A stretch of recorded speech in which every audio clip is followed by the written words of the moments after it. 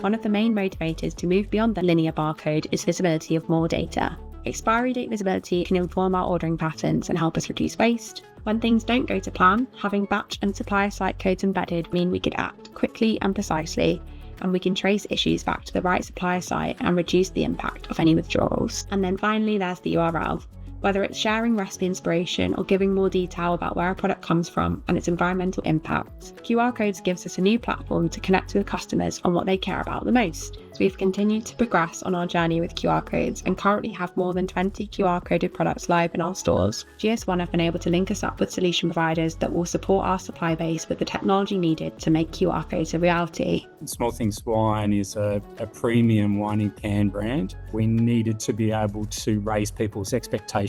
Singapore and Thailand were our first two markets that we entered into. They don't have the existing knowledge of wine, so it gives us an opportunity to have a fresh conversation with fresh consumers about what wine can represent. The first QR code I put on our cans was in 2018, right at the very start. But since then, the technology has been developed thanks to GS1 and people like James at Origin Plus, and that gives us the ability to activate consumers, create more adaptive experiences. In a can, we've got a really small landscape to work with, even less than a bottle. The 2D barcode gives us the ability to be able to extend that messaging and extend that conversation to make sure we can talk about why we matter and why we do what we do. I've been responsible for the transition of Woolworths into 2D barcodes. It's something that we are clear is part of our future. We need to follow the standards, and that's where GS1 plays a significant role. The 2027 ambition date is where we want all retail point of sale systems to have the capacity to scan a 2D barcode.